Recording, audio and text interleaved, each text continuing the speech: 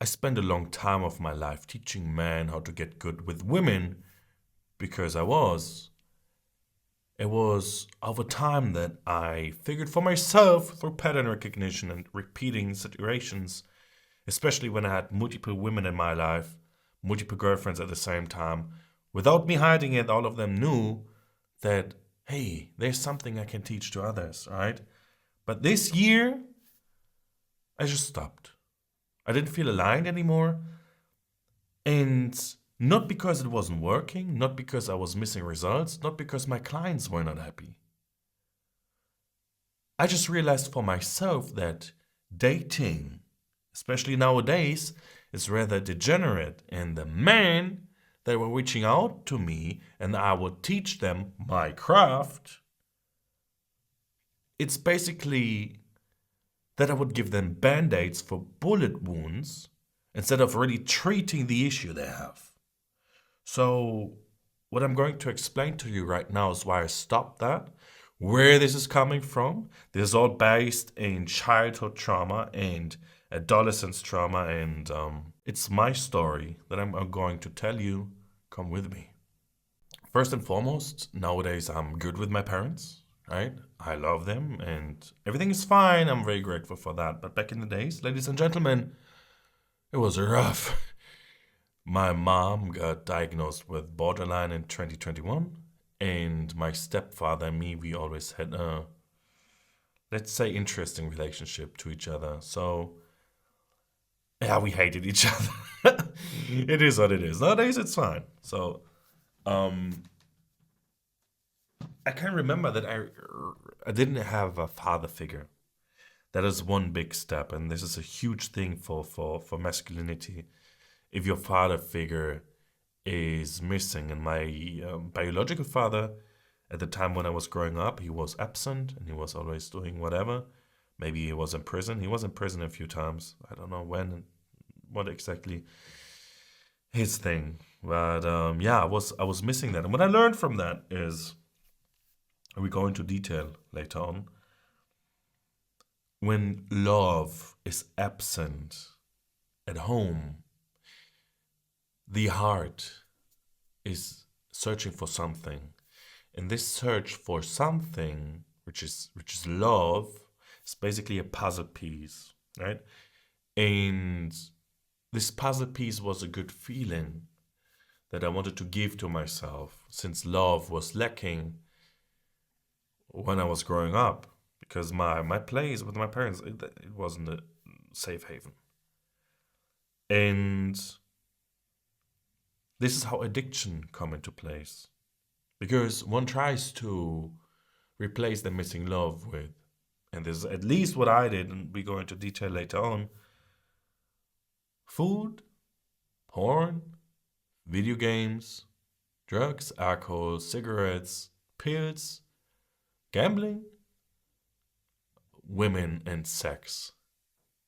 There might be more to it, but yeah, this is what I, what I've been going through, and how I ended up as a dating coach. And yeah, I can remember that I had an enormous sex drive even when I was very young, like 12 or 13, maybe even. And I was aware somehow that I couldn't speak about my urges to women in public because I was young. I was basically a boy. I was aware of that, but so what I did was at some point porn, right? Very early, I started to masturbate very early, unfortunately, and got very early into contact with explicit material, which is awful. Which is awful, and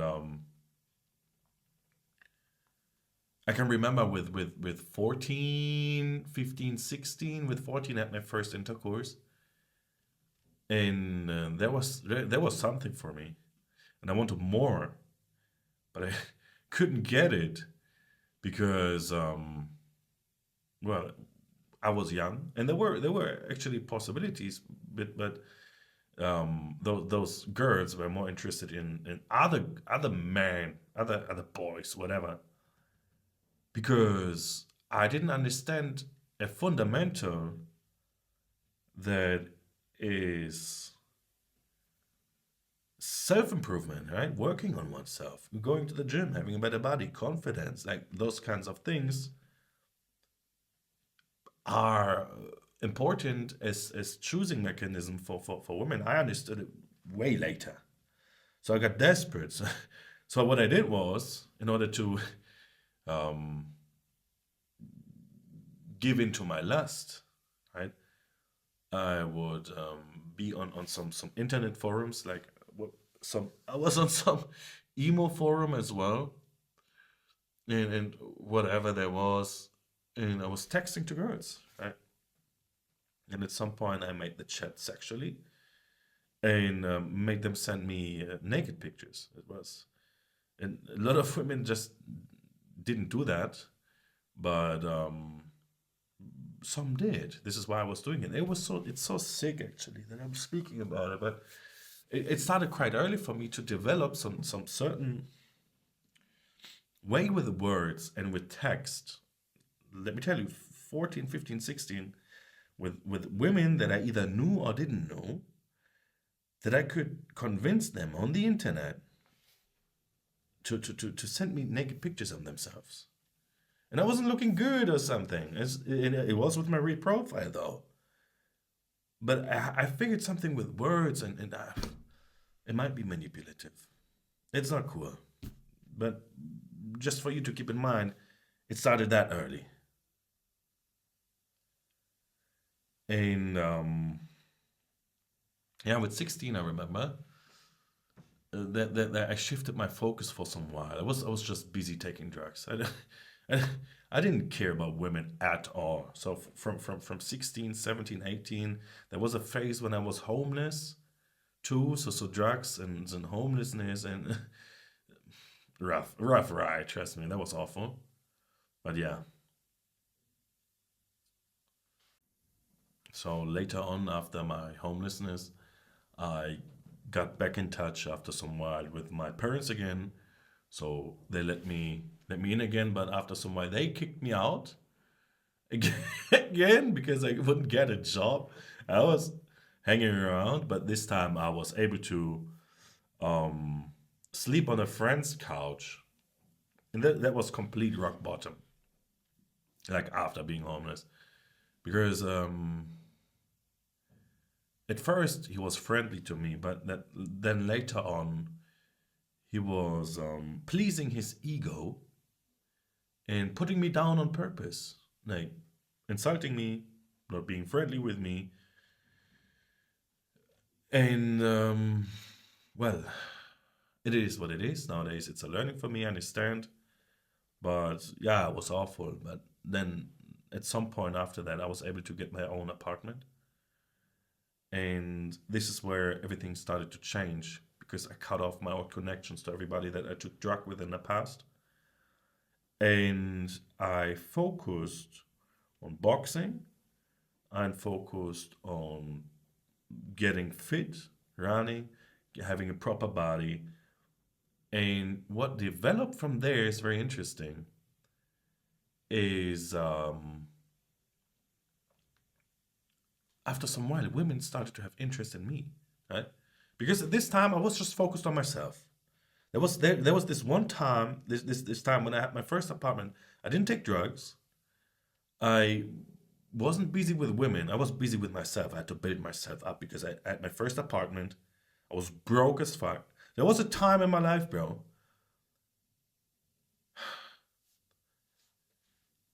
Um, I didn't have any money anymore,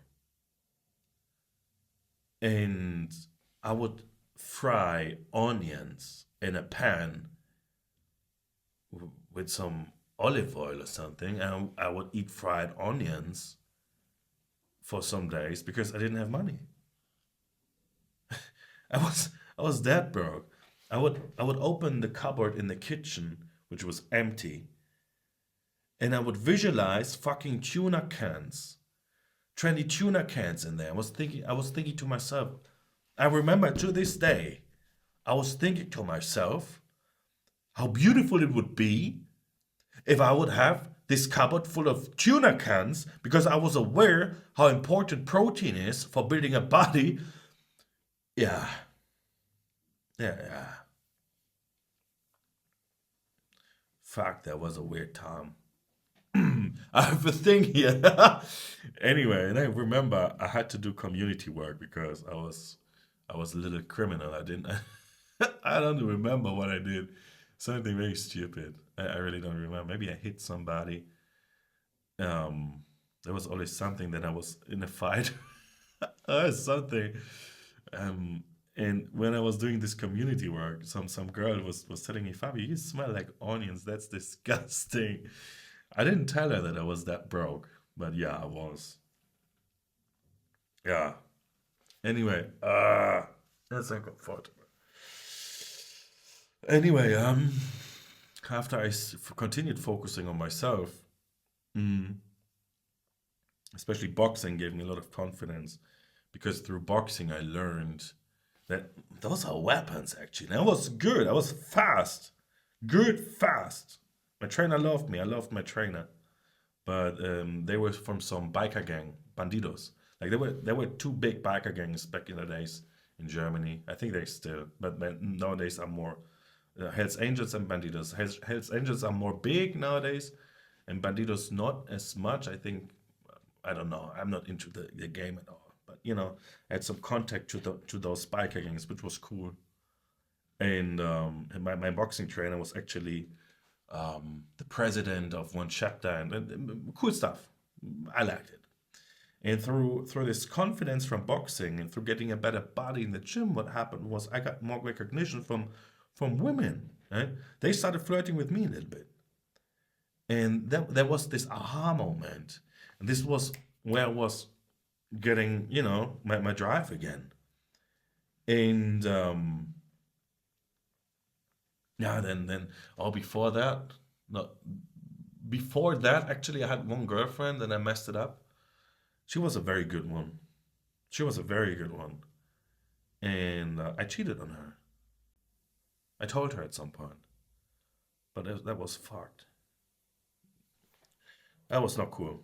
That was not cool. But again, it was my sex drive. There's so much to this sex drive, and yeah.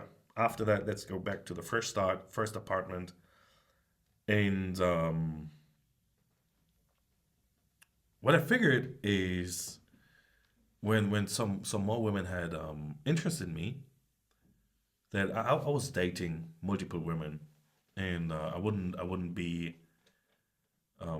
committed to one, and I was open about it. The first time I actually did it when I was a junkie. How have I been? It was before my first apartment, but after my first girlfriend. There was another, but I wasn't homeless at that time. But I wasn't living in my parents' place too. It was some kind of where you would work and live in some point, right? And I didn't go to work. I used the money to take a lot of drugs, and then would fuck three different girls of this area.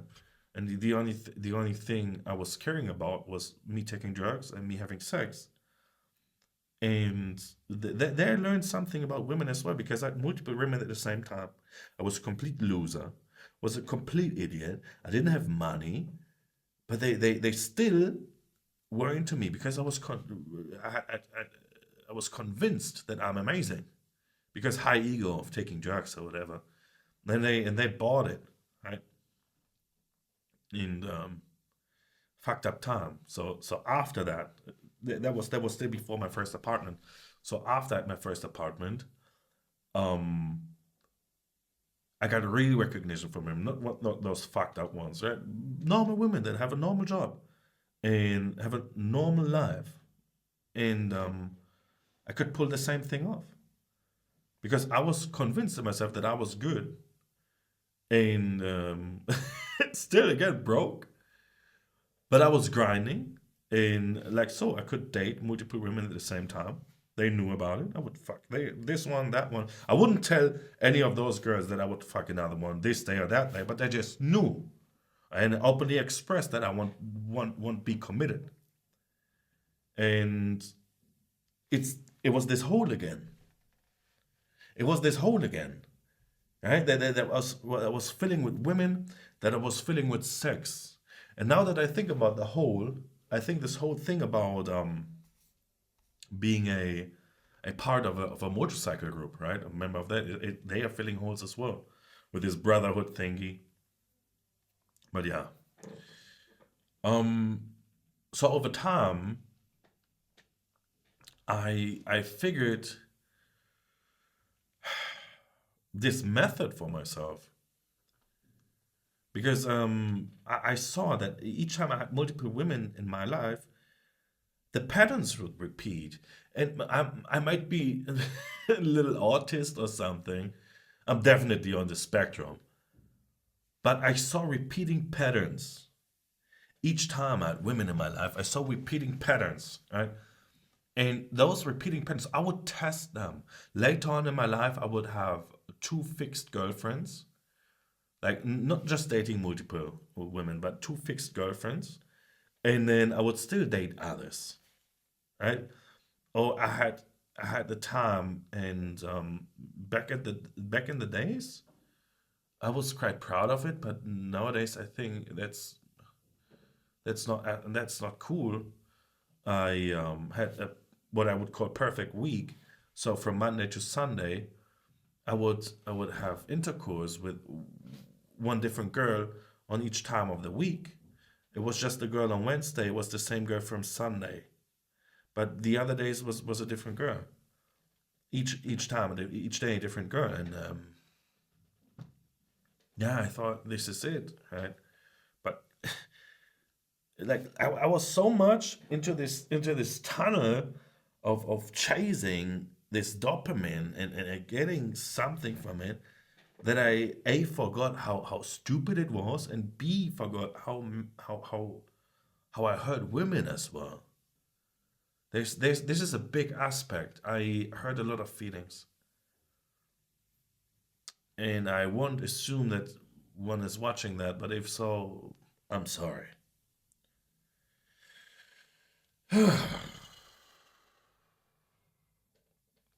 So yeah, there's something, now that I think about it, it's a bit dirty, right? To it, it's not cool. But while I was in there, I love being me, and yeah. So at some point, I joined the New Elite, the network for entrepreneurs of Jack Hopkins and Bill Clark and Max Krausen. They built something big together, and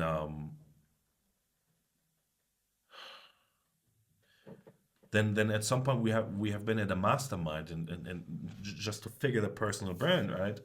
And I just thought to myself, I just want to help people. I want to be a good impact in the world, and it is what it is. That's the truth.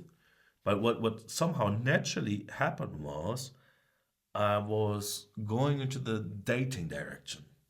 It just happened. It just happened because the ideas, they downloaded themselves automatically.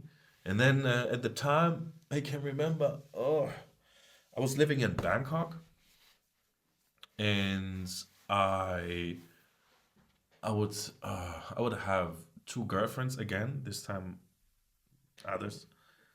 And I had a fixed girl on Sunday that I would see every Sunday, and two girlfriends, and I would again still date others. And all of them knew as well that I'm not monogamous. And like there's this red line in my life that there were always times where I would date multiple girls at the same time, and I would learn so much about women from those times.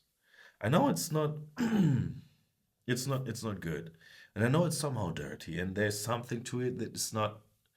But before you judge, each and everybody of us has a shadow. This is mine. This is why I'm expressing that. All right. So since I was on the mastermind to get taught how to do a personal brand, and since I have way more dating experience than the normal guy, I thought I'd add one plus one and do dating content. And it flowed naturally. It just came out of me. It just flowed. It just flowed. It just flowed. The ideas they downloaded themselves. And nowadays I archived and deleted mm, every reel I don't like anymore about dating that I put on Instagram. But it's, I don't know, more than 400 reels that I just deleted or archived because I don't want that anymore. But looking back, I never had to script even one reel. And even the ones that went viral, I had a few that had like 300,000 clicks or 100, 200, 300,000. I think 200,000, 300,000 views, whatever. Nothing was scripted. I just spoke. The ideas downloaded themselves. I just spoke to the camera because of experience, right? And therefore I did it. And therefore, like so, this coaching thing started. And each guy, each man that reached out to me, that I had calls with, that I helped, I let them send me screenshots of the chats with the women and told him what to do, told him how to behave, told him what not to do, told him like like whole frameworks that I would teach to other men, where I thought in those moments that I give happiness, right? But in the end, I figured this is not it. This is not it because I would just lead them into the same abyss as I have been in. They would just go the same route. Bro, at some point, when you're fucking around so much, at least this was it for me, when I was done with the act, at some point I would just stare at the ceiling, asking myself, Fabio, why did you do that again? For what? What's your point? How do you feel about yourself now? Do you feel happier now? Now that you chased another woman? Now that you got another girl?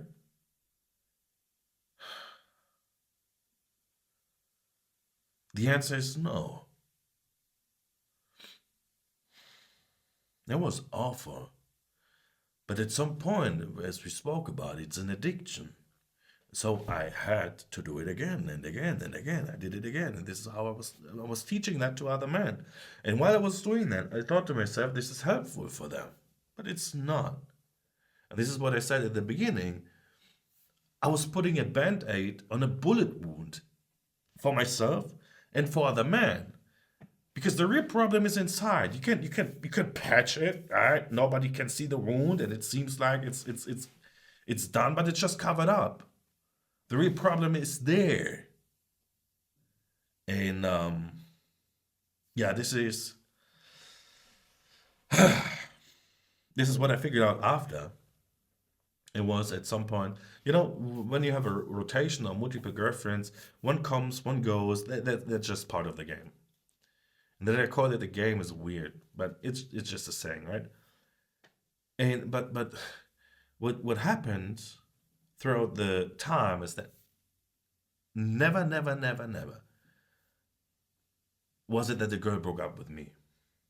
Just when I was in, in high school, in the fifth grade or something, Jessica, I was crying so hard, so gay. But after that, no, I was the one ending each and every relationship. Some were more like a rough ride and some not, but I was the one ending it. And in February 2025, my ex left me. And at this point, I still had a rotation of other women. And I could have continued and indulged more in the degeneracy, but I stopped everything. I stopped everything after that because there was something there.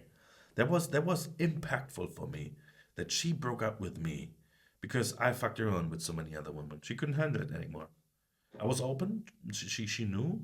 We didn't speak about it all the time, but she knew. And at some point, she was like, "Okay, Fabi, I don't want it anymore. I'm done."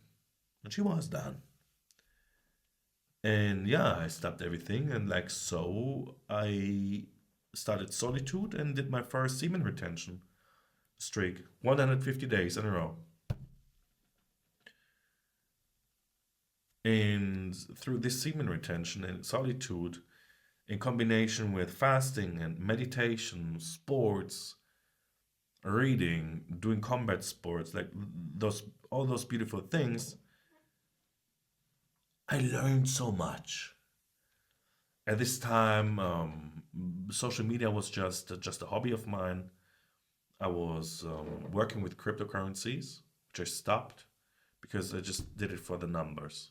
Like the hobby of dating coach was good, but it was a hobby. Well, I had a lot of men, right? With that, I make money from this hobby. Hobbit. I make money from this hobby, right?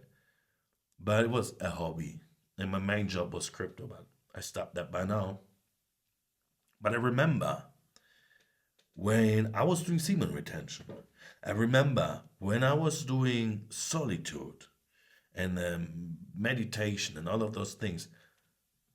Business got clearer, my mind got quieter, and I started seeing women differently. Way different. Because back in the days when she was beautiful and she had okay personality was enough for me, I was all over the place already. I was all over the place already, and we would have intercourse, right? I would play my program, whatever, and then intercourse. But I changed that. I changed that into getting to know the person. Like nowadays, I still like to have contact with women. I still meet women, but I won't have empty intercourse again with a woman that isn't worth it. With a woman that I would like to show the door to my apartment after we are done having intercourse. No, I would prefer to just have intercourse with women that I have a real connection to. And this is a huge change for me. And this came through controlling my lust. This came through all the issues I faced. And yeah, this is where it started for me to click. Okay, I'm controlling the hardest negative driver of my life right now. And after those 150 days, more or less, I fell off the wagon, unfortunately. And after I fell off the wagon, I dated different. Well, I just instantly fell into my spiral again. Like that was awful. Like meeting various women, most of them weren't worth it.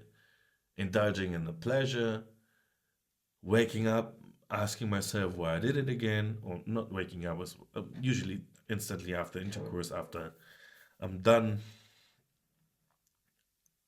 and this whole emotional turmoil would start again, and there's so much to it, and this is where it hit me. Like after, like this mental quiet time of me doing semen retention, me being calm and in control of my lust, and then seeing what happens when I get loose again, and now I'm back on semen retention, clear-minded, my life full of discipline and control, feeling good with myself, meditating daily, doing a lot of sports, cardio, reading a lot of books, stretching, doing all those beautiful things, feeling fine by myself. And again, I'm still in touch with women, but I analyze them.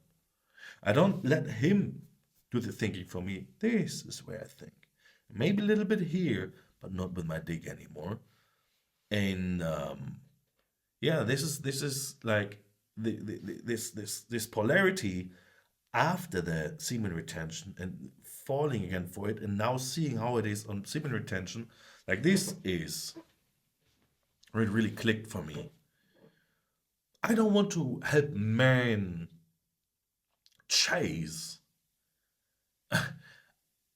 I want to help men control. I want to help men pardon overcome.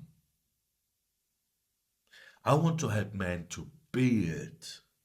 Because if I teach men how to get women, I teach them how to waste their time. But if I teach men how to control themselves, how to control their lust, because this was a huge thing for me and I got it by now, I control it by now. If I can teach that, this is impactful. That's beautiful. This is who I am. This is what I'm aligned with. Not this dating coach bullshit.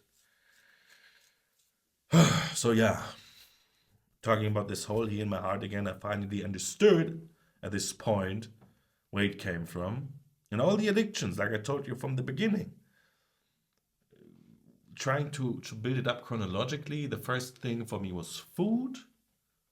But the food thing is still here with me. I'm just controlling it. Then it was games, computer games, video games, others, that bullshit. This is not important for me. I didn't play a game for years. Same with porn. Drugs. Ooh. Last time was December 2024. It is what it is. Gambling. No. This is why I made this tattoo. I learned from my vices. And women and sex, I would say I'm in control by now. And trust me when I tell you, I know how it feels like to struggle with lust, to fall for it, to run, to chase, to be in this emotional whirlpool of I have to. Trust me, my friend. And yeah, semen retention, it isn't a trick. Like nowadays, it kind of evolved into a trend or something. But it shows you who you really are when you're not indulging in the pleasure with other women. Like masturbation was never a thing for me. I don't masturbate. I don't touch myself. That's just weird for me. When I had my urge, I would go out, speak to women, or text women, or whatever. Get in touch with women. I wouldn't touch myself. My pride was always too big for that. And yeah, it shows who you really are. Because if you let him control your life, you have an issue. Because you're controlled by your balls then. A true king controls himself, his lust, and his balls. And this is it. And this is what ambitious men really need. Because I can remember those times when I was indulging in lust while I was building my businesses that I lost so much money, left so much money on the table, doing whatever with women, right? And not focusing on me and building my empire, but focusing on what my dick is telling me to do.